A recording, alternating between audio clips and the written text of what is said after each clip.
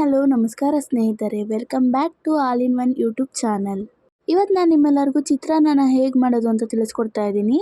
ತುಂಬ ಸುಲಭ ವಿಧಾನದಲ್ಲಿ ಮತ್ತು ಕಮ್ಮಿ ಟೈಮಲ್ಲಿ ಹೇಗೆ ಮಾಡೋದು ಅಂತ ತಿಳ್ಕೊಳ್ಳೋಣ ಬನ್ನಿ. ಆದರೆ ಅದಕ್ಕೂ ಮುಂಚೆ ನಿಮ್ಮ ಚಾನಲ್ನ ಲೈಕ್ ಮಾಡಲಿಲ್ಲ ಅಂದರೆ ಲೈಕ್ ಮಾಡಿ, ಹಾಗೆ ಸಬ್ಸ್ಕ್ರೈಬ್ ಮಾಡಿ, ಹೊಸ ವಿಡಿಯೋ ನೋಟಿಫಿಕೇಷನ್ಗೋಸ್ಕರ ಪಕ್ಕದಲ್ಲಿ ಕಾಣಿಸೋ ಬೆಲ್ ಐಕನ್ನ ಪ್ರೆಸ್ ಮಾಡಿ. ಬನ್ನಿ, ಈಗ ಇದಕ್ಕೆ ಬೇಕಾಗಿರೋಂಥ ಇಂಗ್ರೀಡಿಯೆಂಟ್ಸ್ನ ನೋಡ್ತಾ ಹೋಗೋಣ. ಮೊದಲಿಗೆ 2 ಮೀಡಿಯಮ್ ಸೈಜ್ ಟೊಮೊಟೊನ ಸಣ್ಣಗೆ ಕಟ್ ಮಾಡಿಕೊಂಡಿದ್ದೀನಿ.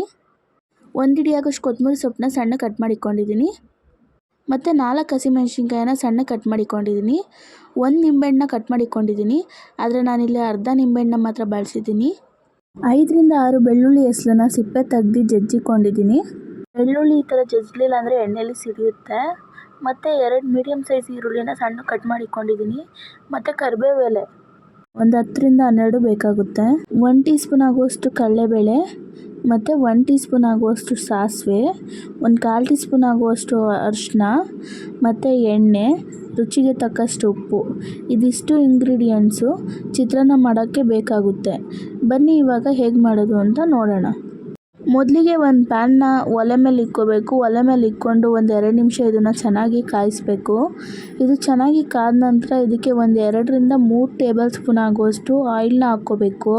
ಆಯಿಲ್ನ ಹಾಕ್ಕೊಂಡಾದ್ಮೇಲೆ ಇದನ್ನು ಒಂದು 2 ನಿಮಿಷ ಚೆನ್ನಾಗಿ ಕಾಯೋದಕ್ಕೆ ಬಿಡಬೇಕು.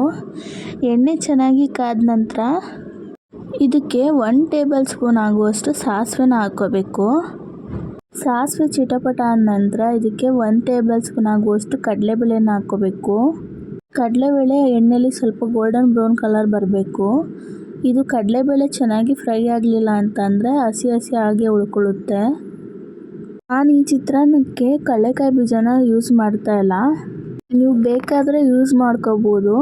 ನಮ್ಮ ಮನೇಲಿ ಯಾರೂ ತಿನ್ನದೇ ಇರೋ ಕಾರಣ ನಾನು ಕಡಲೆಕಾಯಿ ಬೀಜ ಇದಕ್ಕೆ ಯೂಸ್ ಮಾಡ್ತಾ ಇಲ್ಲ.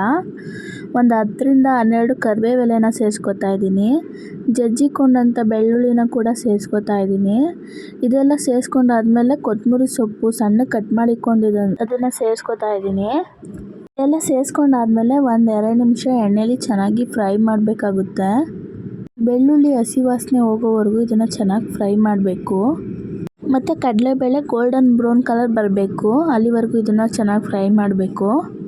ಈಗ ಇದೆಲ್ಲ ಚೆನ್ನಾಗಿ ಫ್ರೈ ಆಗಿದೆ. ಇದಕ್ಕೆ 4 ರಿಂದ 5 ಕಟ್ ಮಾಡಿಕೊಂಡಂಥ ಹಸಿಮೆಣ್ಸಿನ್ಕಾಯಿನ ಸೇರಿಸ್ಕೊತಾ ಇದ್ದೀನಿ.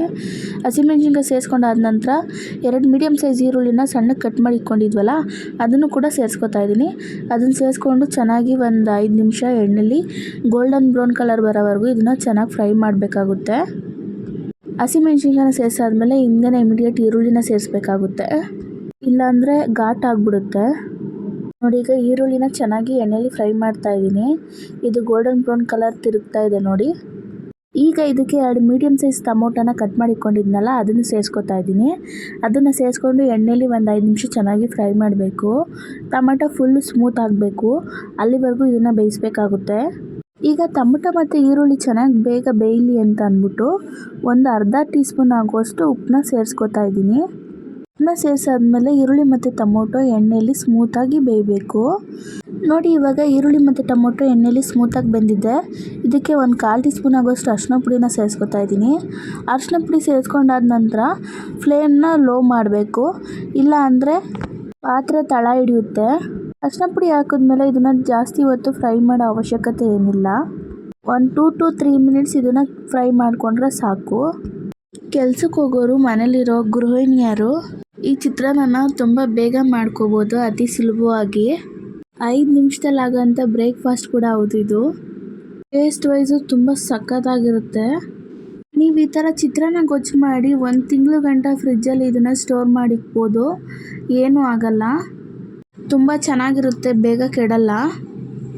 ನೋಡಿ ಸ್ನೇಹಿತರೆ, ಈಗ ಚಿತ್ರಾನ್ನ ಗೊಜ್ಜು ಆಗಿದೆ. ಈಗ ಸ್ಟವ್ ಫ್ಲೇಮ್ನ ಆಫ್ ಮಾಡಿಕೊಂಡು ಇದಕ್ಕೆ ಲಾಸ್ಟಲ್ಲಿ ಸ್ಟವ್ ಫ್ಲೇಮ್ ಆಫ್ ಮಾಡಿದ ನಂತರ ಒಂದು ಅರ್ಧ ಹೋಳು ನಿಂಬೆಹಣ್ಣನ್ನ ಹಿಂಡ್ಕೊತಾ ಇದ್ದೀನಿ.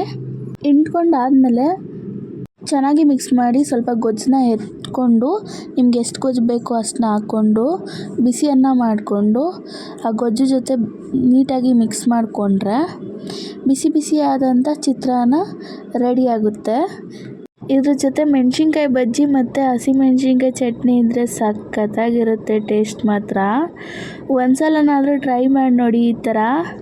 ಹೇಗಿತ್ತು ಅಂತ ಕಮೆಂಟ್ ಬಾಕ್ಸ್ನಲ್ಲಿ ಕಮೆಂಟ್ ಹಾಕಿ.